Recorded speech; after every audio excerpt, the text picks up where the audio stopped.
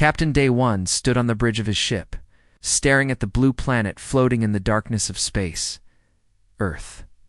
He had been watching it for 20 years now, and every day it surprised him in new ways. The planet looked peaceful from this distance, 3 light years away, but Day One knew better. The creatures living down there were anything but peaceful. His second officer, Hannah, walked up beside him with a data pad in her hands. Her face looked worried, which was never a good sign. Hannah rarely showed emotion, a trait common among their species. But lately she had been acting differently, more curious, more concerned. "Sir, the latest reports are ready," she said quietly. Day One took the pad and scrolled through the information. Numbers, charts, and video footage filled the screen. All of it showed the same thing. Humans were advancing faster than anyone predicted. Their technology grew at an incredible rate. What took other species thousands of years, humans accomplished in mere decades. "They will have faster-than-light travel within 5 years," Hannah said. "Maybe less." Day One nodded slowly. He had expected this, but it still made his chest feel tight. Once humans could travel between stars, everything would change. The Galactic Council would have to make a decision. A very difficult decision. "Have you sent the report to Council Overseer Kelthur?" he asked. "Yes, sir." 2 hours ago? Day One looked back at Earth. Somewhere down there, millions of humans live their lives without knowing that alien eyes watch them constantly. They did not know that the galaxy feared them. They did not know that 847 different civilizations had voted to keep them isolated, alone, and ignorant of the universe beyond their small world. The communication console beeped. Hannah moved quickly to answer it. Her eyes widened slightly as she read the message. "Sir, it's from Overseer Kelthur. Code Vermilion." Day One's blood went cold. Code Vermilion was the highest threat level in the Council's system. It meant immediate action was required. It meant containment or elimination. "Transfer it to my private chamber," he ordered. Minutes later, Day One sat alone in his quarters, watching the holographic image of Overseer Kelthur. The ancient being looked like a massive beetle, shell-like armor covering his body and compound eyes that seemed to see everything. He had served the Council for 1,200 years. "Captain Day One," Kelthor's voice buzzed with mechanical precision. "Your reports confirm our worst fears. The humans are approaching the threshold. You know what must be done?" "Yes, Overseer. But may I ask a question?" "Speak. Why are we so afraid of them?" "Yes, they are violent. Yes, they war among themselves. But so do many species. What makes humans different?" Kelthur was silent for a long moment. When he finally spoke, his voice carried a weight that made Day One sit straighter. "You have watched them for 20 years, Captain. Have you truly not seen it?" "Seen what, sir?" "The bonding." Day One frowned. "Sir, I don't understand." Kelthar's hologram shifted, and images began to appear around him. Videos of humans doing strange things. A human holding a small animal, crying when it died. Humans running into burning buildings to save strangers. Humans giving food to enemies during war. Humans adopting creatures from other species as family members. Other species form alliances based on logic, Kelthur explained. "We trade because it benefits us. We create treaties because they serve our interests. We cooperate when the math says we should. But humans?" He paused. "Humans form bonds that make no sense. They love things that cannot love them back. They sacrifice themselves for abstract ideas. They cry over fictional stories. They become attached to anything and everything. I still don't see the threat, sir." "Then you are not thinking clearly. Imagine what happens when humans enter the galaxy. Imagine what happens when they meet other species and form these irrational bonds with them. A Lyrian freighter captain meets a human, and suddenly he is willing to die for them, even though logic says he should flee. A Thraxian warrior meets a human child and cannot bring himself to follow orders that might harm it. A council officer spends 20 years watching humans and starts to admire them." Day One felt his face grow warm. Kelthur was right. He had started to admire humans, their passion, their loyalty. their refusal to give up even when logic said they should. The Council has studied this carefully, Kelther continued. We have analyzed every species in our database. Humans score higher than any other species in bonding capacity. They do not just survive. They make everyone around them want to help them survive. They inspire loyalty that defies calculation. And when they bond with others, they make those others as dangerous and unpredictable as themselves. So we must stop them before they reach the stars. Exactly. Assemble the containment fleet. You will establish a blockade around Earth. No ship leaves. No signal escapes beyond their system. If they refuse to comply, you will use whatever force necessary. The hologram flickered off. Leaving Daewon alone in the darkness, he sat there for a long time, thinking about what he had just been ordered to do. Containment. It sounded clean, official. But he knew what it really meant. If humans refused to stay on their planet forever, the Council would destroy them. Millions of lives ended because they loved too much. Hannah entered without knocking, which told him she had been listening. Do you agree with the order? She asked. Daewon looked at her. Really looked at her. She had been different lately. She listened to human music in her quarters. She had learned some of their languages. She smiled more often, something their species rarely did. It doesn't matter if I agree, he said quietly.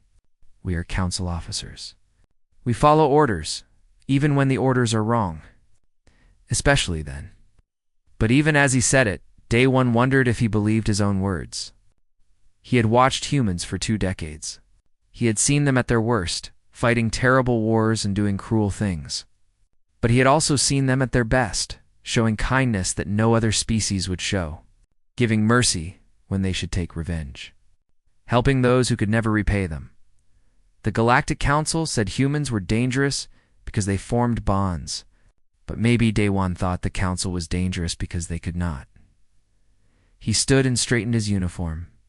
Prepare the fleet, he ordered. We move to Earth within the week. Hannah nodded and left. Daewon looked at the star charts on his wall. Earth was marked with a red symbol.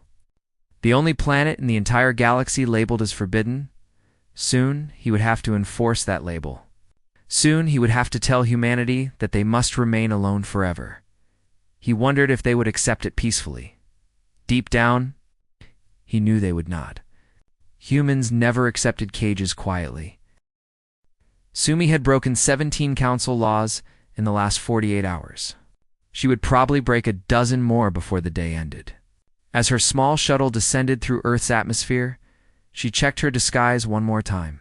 The holographic projector made her look human enough to pass a casual inspection. But it would not fool any serious scanner. Good thing she was not planning to be scanned. The shuttle landed in a remote area outside Seoul, hidden by the darkness of night. Sumi stepped out onto Earth's soil for the first time in her life. Technically, this was her home planet. She had been born here 28 years ago, but she did not remember it. Council scouts had taken her when she was just 6 months old. It's an accident during a reconnaissance mission that went wrong. They raised her as one of their own, taught her their ways, trained her in their systems. But they could never make her forget that she was human. And now, she was about to betray everything the Council had taught her. She made her way into the city using public transport. The humans around her seemed so loud, so emotional, so alive. They laughed and argued and touched each other casually. None of them knew that an alien walked among them.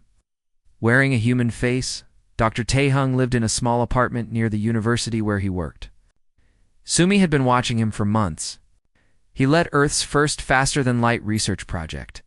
He was brilliant, dedicated, and kind. He was exactly the type of human the Council feared most. She knocked on his door at midnight. When he opened it, looking confused and sleepy, Sumi deactivated her holographic disguise. Taeyong's eyes went wide. His mouth opened, but no sound came out. Sumi waited patiently while his brain processed what he was seeing. She had expected this reaction. Please do not scream, she said in perfect Korean. I am not here to hurt you. I am here to help. You single, quotes, are alien. Yes, may I come in? We do not have much time. Taeyong stepped back, and Sumi entered his apartment. It was cluttered with papers, books, and computer screens showing complex equations. The work of a man obsessed with reaching the stars. "How do you speak Korean?" he finally managed to ask. "I was born here. On Earth. My name is Sumi. I am human, like you. But I was taken as an infant and raised among the stars." She sat down at his kitchen table without being invited. Taeyong remained standing, staring at her like she might disappear if he blinked. "Why are you here?" "To tell you the truth, to warn you, to give you a choice." Over the next hour, Sumi explained everything. She told him about the Galactic Council, the 847 civilizations that ruled the stars. She told him about the database that cataloged every sentient species in known space. And she told him about humanity's classification. Prohibited contact. Alliance forbidden. "We are not alone," Taeyong whispered. "All this time, we thought we were alone." "Shh. You were never alone. You were isolated. Intentionally. The Council has been watching Earth for over 200 years. They have been waiting, hoping you would destroy yourselves before you developed faster-than-light travel. Why?" Sumi pulled out a small device and activated it. Holographic images filled the room. Historical records from the Council archives. Battle footage. Diplomatic disasters. Species rising and falling. "The Council fears one thing above all else," she explained. "They fear species that form bonds. Real bonds. Emotional bonds that make no logical sense." She showed him footage of the burning of Kelmar, an event that happened 3,000 years ago. A primitive species met dimension-traveling traders and formed a friendship.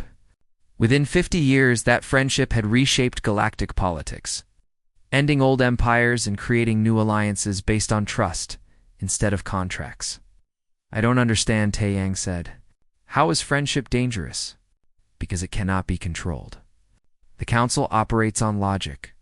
Trade agreements. Military treaties. Everything is calculated. But when species form emotional bonds, they do unpredictable things. They sacrifice for each other. They fight for each other. They refuse to abandon each other even when logic says they should." She showed him more records. The Tyrillian catastrophe. The Vexian uprising. The fall of the hegemony. In every case, the common factor was a species that bonded deeply with others. "And humans?" Taeyang asked quietly. "Humans are the worst of all. The Council's xenopsychologists have studied you for decades. You form pack bonds with anything. You adopt alien pets. You cry over fictional characters.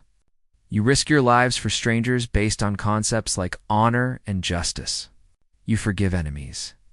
You help those who cannot help you back." Sumi pulled up a chart showing bonding metrics across hundreds of species. Humanity's scores were off the scale. "The Council believes that if humans enter the galaxy, you will form alliances that cannot be broken by logic or force. You will inspire loyalty in others. You will make the entire galactic order unpredictable and uncontrollable. So they have decided to stop you. How? A containment fleet is assembling as we speak. They will arrive within days. You will be given a choice. Stay on Earth forever, abandon your FTL research, and accept protected status. Or refuse and be destroyed." Taeyong sat down heavily. His hands shook as he processed this information. Sumi had delivered similar news to Council members before, but never to a human. Never to one of her own people. It hurt more than she expected. "Why are you telling me this?" she asked. "If the Council finds out, they will kill you, because they are wrong. I have spent my entire life among them. I have seen how they operate. Their civilization is old and stable and completely stagnant. They have not had a new idea in 1,000 years. They fear change. They fear emotion. They fear anything they cannot predict and control." She leaned forward, her eyes intense. "But I have also studied human history. Your wars, your art, your science. Your capacity for both terrible cruelty and incredible kindness. And I believe the galaxy needs you. Not despite your emotions, but because of them." Taeyong looked at the holographic data still floating in the air. Records of countless civilizations, all of them logical and cold and afraid of feeling too much. What do you want me to do? I want you to make a choice. You can keep this information secret. Accept the containment when it comes. Save your species from destruction. Or ... Or you can tell the world. Let humanity know that we are not alone. Let them know that the galaxy fears us. Let them decide for themselves how to respond. Taeyong stood and walked to his window. Outside, the city lights sparkled in the darkness. Millions of people living their lives unaware that everything was about to change. If I tell them, the Council will see it as an act of war. Probably. We are not ready for war with an advanced galactic civilization. Note. You are not. We could all die. Yes. Taeyong turned back to face her. But we would die free. Die knowing the truth. Sumi smiled. There it was. That human defiance. That refusal to accept a cage, even a comfortable one. What will you do? She asked. Taeyong walked to his computer. His fingers moved across the keyboard with purpose. Sumi watched as he accessed the global communication network, bypassing security protocols with ease. He prepared a message that would broadcast to every military installation, every government office, every news agency on the planet. I am going to tell them everything, he said. And then I am going to finish my FTL drive. If the Council wants to stop us, they will have to try. He looked at Sumi one more time. Will you help me? Sumi had known this moment would come. The moment she would have to choose between the civilization that raised her and the species she was born into. It should have been a difficult choice, but it was not. Yes, she said. I will help you. Taeyong pressed the button. The message began transmitting across the planet. Within minutes, humanity would know the truth. And somewhere in space, alarms began sounding on Council ships as they detected the unauthorized broadcast. The containment fleet arrived exactly 72 hours after Taeyong's broadcast. 300 warships dropped out of faster-than-light travel at the edge of Earth's solar system. They formed a perfect sphere around the planet, creating a blockade that nothing could escape. Admiral Vexcor commanded the fleet from his flagship, a massive vessel called the Eternal Order. He was a military being, born and bred for war. His species, the Hegemony Guard, had served the Council for 6,000 years. They did not question orders. They did not feel doubt. They simply executed their mission with cold efficiency.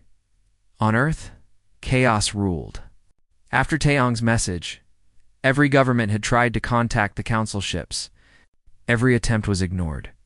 The aliens simply waited in silence, surrounding the planet like a noose, slowly tightening. Jinho stood in the emergency council chamber where representatives from every nation had gathered. As a former fighter pilot, he understood military tactics. As a diplomat, he understood when fighting was useless. Right now, Earth faced an enemy with technology thousands of years ahead of their own. Any battle would end in seconds. We need to negotiate, he told the assembly. We need to find out what they want. We know what they want, the American general said angrily. They want us to surrender our freedom, to never leave this planet. Then we give them something else, Jinho replied. We give them a reason to change their minds. How? Jinho looked at the screen, showing the alien fleet. 300 ships, each one capable of destroying cities with a single shot. But he remembered something Sumi had told Taeyong in the broadcast. The Council feared human bonding. They feared emotional connections. We show them who we are, he said quietly. Jinho requested permission to broadcast a message to the fleet. The Council ignored him. He broadcast anyway, sending his message on every frequency the alien ships used. My name is Jinho. I speak for Earth. I know you can hear me. I know you understand our language. You have been watching us for 200 years. So listen now. On the Eternal Order, Admiral Vexcor watched the human appear on his screens. The creature looked small and weak. Its body was fragile. Its lifespan was barely a flicker compared to most Council species. Yet it stood before an entire fleet without fear. You blockade our world because you fear us, Jinho continued. Your reports say we are dangerous, that we form bonds that make no sense, that we are unpredictable and cannot be controlled. All of this is true." The admirals and generals on Earth tried to interrupt him, but Jinho raised his hand for silence. "But let me tell you a story. Let me show you what you really fear," he told them about Hyren, a soldier in the last Great War. Her unit was ordered to destroy a bridge. Enemy forces controlled the other side. The mission was simple: blow the bridge and prevent enemy reinforcements. But when Hyren reached the bridge, she found it was flooded. The river had overflowed, and enemy soldiers were trapped on the far side, drowning. Her orders said to destroy the bridge. Military logic said to let the enemies die. Hyren did neither. She called for help. She organized a rescue. For 6 hours, she and her unit worked to save enemy soldiers from the flood. 27 lives saved. Lives that belonged to people who had been trying to kill her just days before. When her commanders asked why she disobeyed orders, do you know what she said? Jinho asked the silent fleet. She said they were drowning. What else could I do? Jinho showed more stories. Children from rival nations sending aid to each other after natural disasters. Scientists sharing discoveries freely instead of hoarding knowledge. Strangers donating organs to people they would never meet. Humans adopting animals that served no purpose except companionship. "You see this as weakness," Jinho said. "You think because we care, because we bond, because we love that we are dangerous? And you are right. We are dangerous." His voice hardened. "But not in the way you think. We are dangerous because when you cage a species that loves fiercely, when you tell them they must abandon those they have sworn to protect, when you threaten their home, their future, their children, you do not get compliance." He paused, letting the words sink in. "You get war. And we are very, very good at war." On the Eternal Curiosity, Daewon watched his crew's reaction to the broadcast. Lieutenant Hannah had tears in her eyes, something he had never seen before. His engineer, BM, stood frozen at his station. Even the security officer looked troubled.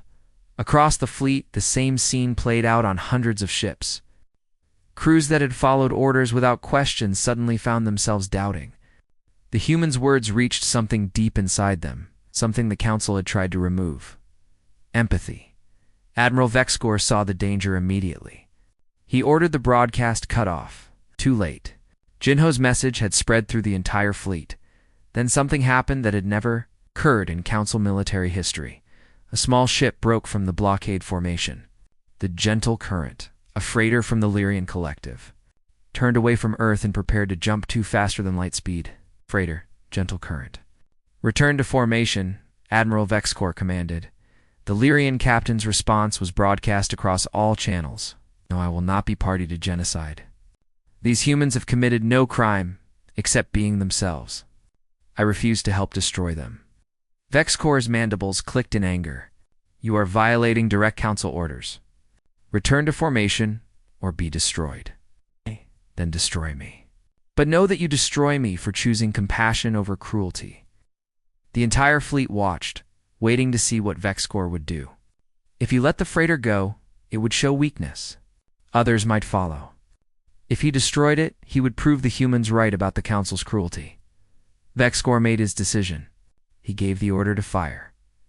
The Gentle Current exploded in a brief flash of light. For a moment, everything was silent. Then another ship broke formation. And another. And another. Within minutes, 17 ships had left the blockade, their captains broadcasting similar messages of refusal. "Destroy them all," Vexcor ordered. But when his weapons officer tried to target the fleeing ships, nothing happened. The officer turned to face him, his face filled with conflict. "Sir, I cannot. That is an order." "I know, sir, but I cannot do it. I will not murder people for showing mercy." Across the fleet, similar scenes unfolded. Weapons officers refused to fire. Engineers disabled weapon systems. Entire crews mutinied, not to attack the Council, but simply to refuse participation in what they now saw as murder. The fleet fractured. Ships turned on each other. Those loyal to the Council fought those defending the deserters. The perfect blockade dissolved into chaos. On Earth, people watched the battle unfold in their skies. They saw alien ships fighting each other. They saw the fleet that came to cage them tearing itself apart. Jin-Ho stood in the command center, hardly believing what he was seeing. "What did you do?" the American general asked. "I gave them a choice," Jin-Ho replied. "And some of them chose us." Aboard the Eternal Curiosity, Daewon faced the same choice. He could follow orders and help destroy the deserters. Or he could do what he had been thinking about for days now. Hannah stood beside him, waiting. "What are your orders, sir?" Daewon looked at Earth, that beautiful blue planet. He thought about 20 years of watching humans. 20 years of learning their languages, studying their culture, and trying to understand what made them so dangerous. He finally understood. They were dangerous because they made you want to be better. They made you question orders that felt wrong. They made you care about things that logic said did not matter. "Break formation," he ordered. "Take us to Earth, sir." "You heard me? Take us to Earth and broadcast a message to the deserter ships. Tell them we offer asylum. Tell them Earth offers friendship." Hannah smiled, something she had learned from watching humans. "Yes, sir." The Eternal Curiosity turned away from the Council fleet and headed toward Earth. Behind them, more ships followed. The blockade was broken, not by human weapons, but by human words. Admiral Vexkor watched his fleet dissolve. He had never lost a battle before. He had never even considered the possibility of defeat. But he had never fought an enemy like this. An enemy that did not need weapons to win. An enemy that conquered through friendship. Dr. Taeyong's hands shook as he activated the faster-than-light drive for the first time. Around him, the laboratory buzzed with activity. Engineers checked systems. Scientists monitored readings. Everyone knew this was humanity's moment. Either the drive would work, or it would not. Either humans would reach the stars, or they would remain trapped on Earth forever. "All systems ready?" his assistant called out. Taeyong looked at Sumi, who stood nearby. She had been helping him perfect the design for the past 3 days, working without sleep. Her knowledge of council technology had been invaluable. "You sure this will work?" he asked. "Nothing is certain," she replied. "But the math is solid. You have done well." Taeyong pressed the activation button. For a moment, nothing happened. Then space itself seemed to ripple. The test probe vanished from the laboratory and reappeared on the moon. 300,000 kilometers away, in less than a second. The room erupted in cheers. Humans had achieved faster-than-light travel. Commander Nari was chosen to pilot the first manned FTL ship. She had been a test pilot for 15 years, flying experimental aircraft that had killed many of her colleagues. She volunteered without hesitation. The ship was called Indomitable Hope, name suggested by a child in Seoul.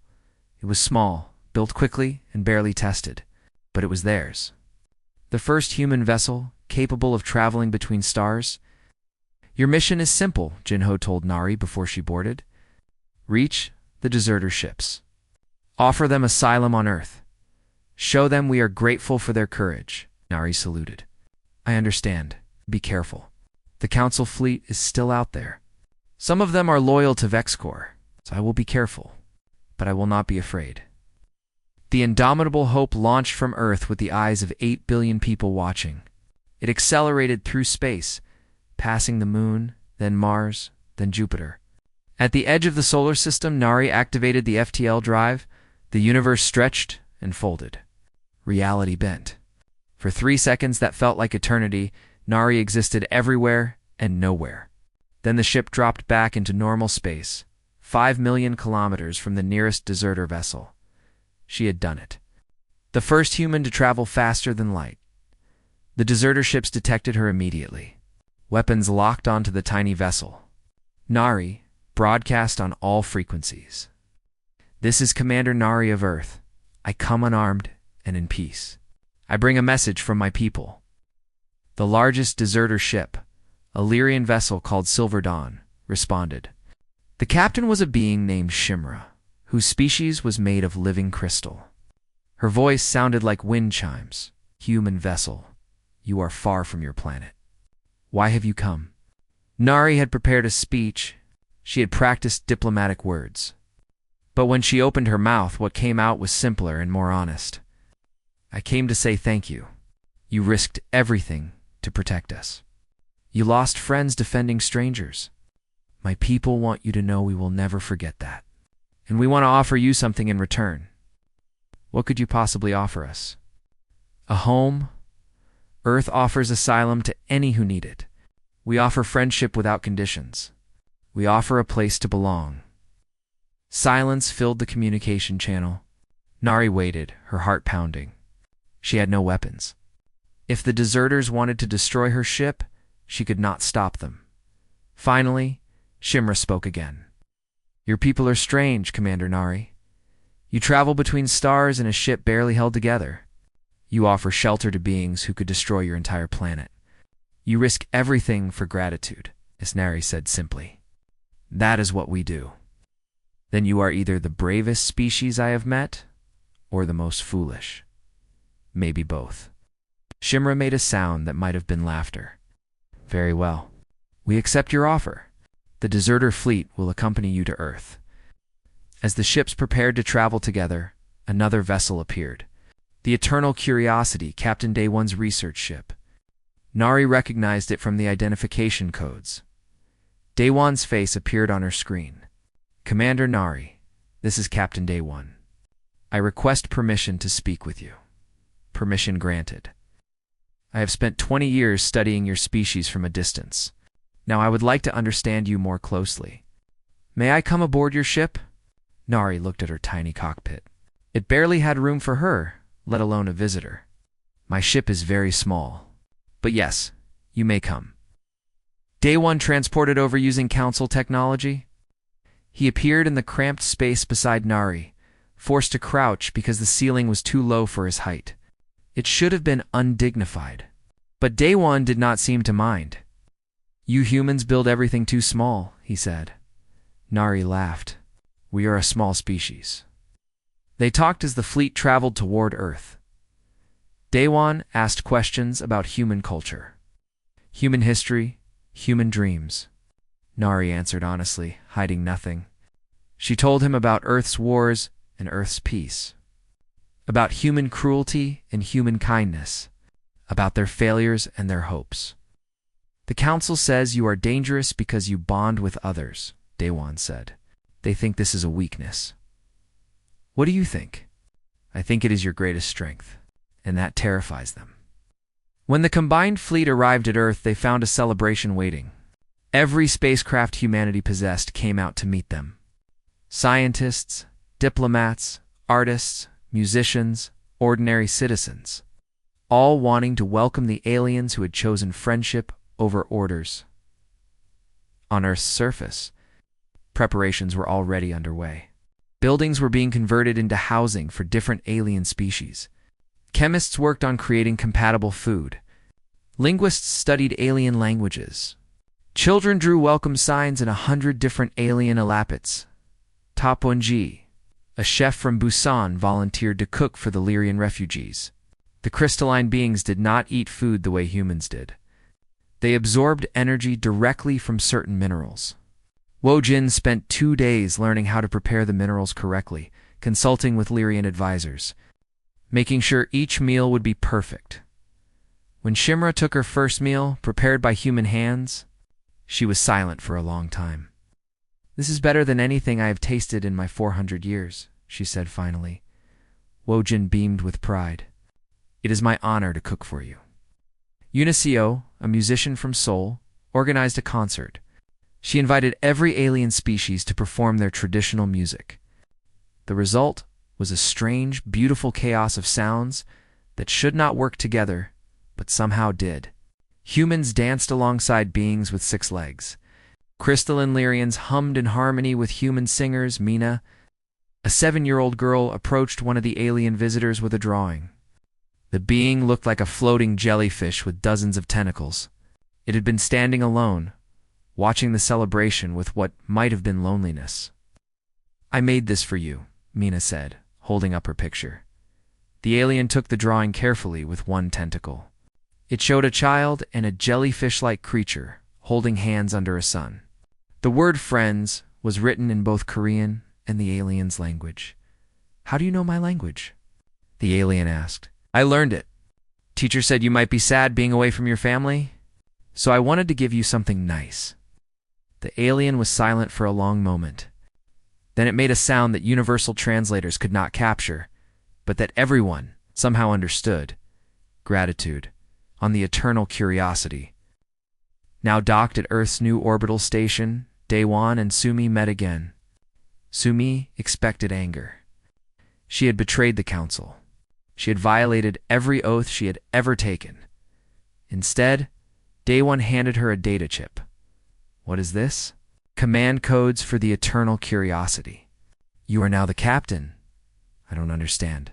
Daewon sat down wearily. I have spent 20 years watching your species. The council said you were dangerous. They were right.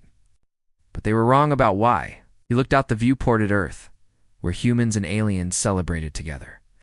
They think you are dangerous because you make others loyal to you. The truth is worse. You make others want to be like you. 3 days with humans, and my entire crew questions orders they followed without thought for decades. Your child draws pictures for lonely aliens. Your chefs learn to cook for species they have never met. Your musicians create harmony from chaos. Is that bad? It terrifies the council. Because if other species learn to act like humans, the entire galactic order collapses. Everything the council built is based on logic, on contracts, on calculated self-interest. But humans operate on something else entirely. Emotion. Hope. Daewon stood and walked toward the door. Before leaving, he turned back one more time. The council will not let this stand. They will come back. And next time, they will not send a containment fleet. They will send an annihilation fleet. Then we will face them together, Sumi said. Daewon nodded. Yes, together. The Galactic Council convened an emergency session for the first time in 600 years. Representatives from all 847 member civilizations gathered in the Grand Chamber, space station at the center of the galaxy. They came to decide humanity's fate. Overseer Kelthor called the session to order. His ancient voice echoed through the chamber. We face an unprecedented crisis. The containment of Earth has failed. Worse, our own fleet has fractured. 37 ships have defected to join the humans. This cannot stand. Then we destroy them, Admiral Vexcor said. His flagship had limped back to Council space, damaged from battles with deserters. Send a proper war fleet. Eliminate the human threat permanently. And what of our ships that now defend them? Asked a representative from the Lyrian Collective. Will you kill our own people? If they stand with the enemy, they are no longer our people. The chamber erupted in argument. Some demanded immediate military action. Others called for diplomacy. A few suggested simply ignoring Earth and hoping the problem would resolve itself. Jinho sat in the observation gallery, watching the debate. Earth had been granted permission to send one representative to listen, though they were not allowed to speak. Jinho found it frustrating but unsurprising. The council feared even letting humans talk. The debate continued for 72 hours. During that time, news from Earth spread through the galaxy. Stories of humans welcoming aliens into their homes, videos of human children playing with alien children, reports of scientists sharing research freely, songs of cooperation and friendship. The council's own citizens began to question the official narrative. If humans were so dangerous, why did they seem so kind? If bonding was weakness, why did it look like strength? Finally, the council reached a decision. Overseer Kelthor announced it with cold formality. Humanity will be granted provisional membership with the following conditions. All alliances must be approved by a review board. Human cultural exports will be restricted. Human travel will be monitored. These terms are not negotiable. Jinho was given 10 minutes to respond. He stood before the entire council, one human facing 847 civilizations. Thank you for your consideration, he said politely. I regret that I must decline your offer. Shocked silence filled the chamber. You dare refuse the council's mercy? Vexcore demanded. It is not mercy you offer. It is a cage. You ask us to stop being who we are. You want us to stop caring, stop helping, stop forming connections? You might as well ask us to stop breathing. You're in no position to make demands, human. One planet against the entire galaxy, Jinho smiled. One planet and 37 defector ships. And the number grows every day. How many more of your people will choose friendship over fear? How many more will realize that what you call weakness is actually what they have been missing their entire lives? A new voice spoke. Captain Daywan stepped forward from the observer section where deserter representatives sat. The human speaks truth. I have served the council for 40 years. I followed every order without question. But 3 days with humans taught me more about life than for decades of service. They showed me that loyalty given freely is stronger than loyalty enforced by law. That caring about others is not weakness. That sometimes the illogical choice is the right choice. More deserter captains stood, adding their voices. Shimra spoke for the Lyrians. My people have existed for 12,000 years. In all that time, we have never felt truly welcomed anywhere. Until Earth. Until humans asked us to be their friends without expecting anything in return. Hannah Day-One's lieutenant added her testimony. I have studied human culture. They have a saying, home is where the heart is. The council gave us stations and ships, but humans gave us something else. They gave us belonging. The debate shifted. Now it was not about whether to accept humans, but about what accepting them would mean. Some council members saw opportunity. Others saw danger. All recognized that everything was changing. A compromise emerged, proposed by an unexpected source.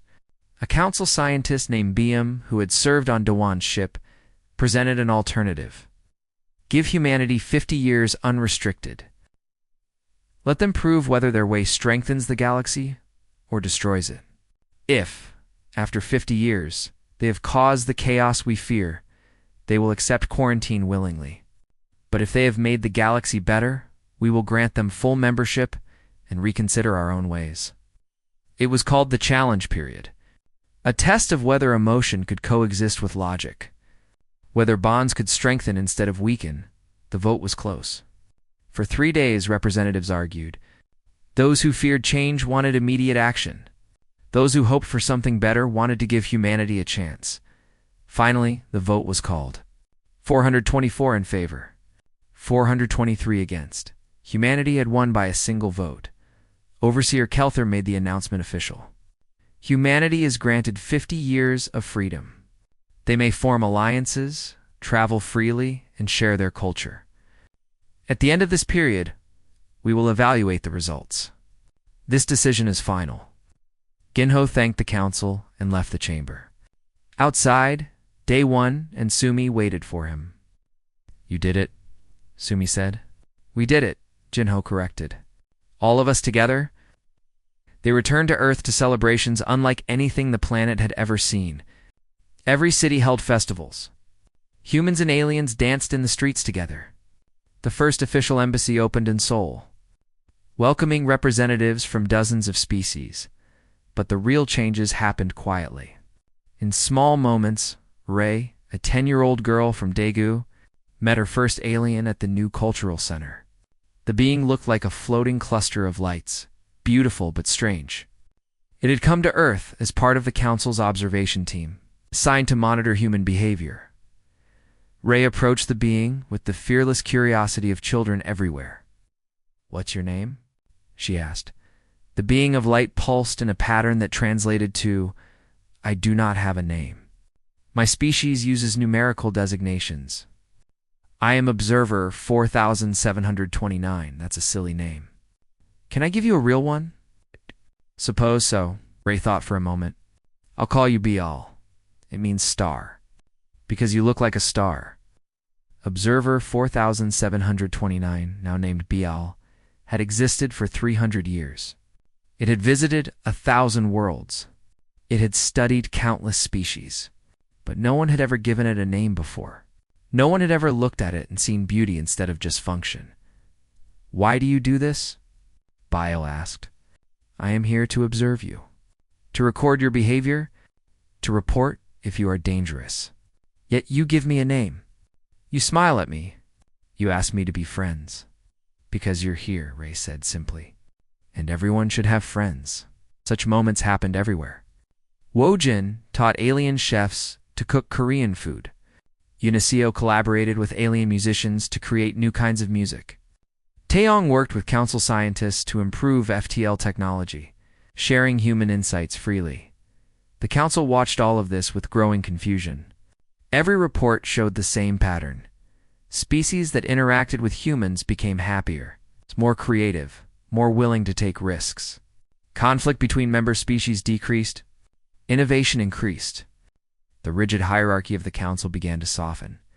It was exactly what they had feared, and exactly what they had needed. A year after the challenge period began, Overseer Kelther sent a private message to Day One. The old being wanted to understand something. I've read all the reports, watched all the videos, analyzed all the data, but I still do not understand. How do humans do it? How do they make others care so deeply?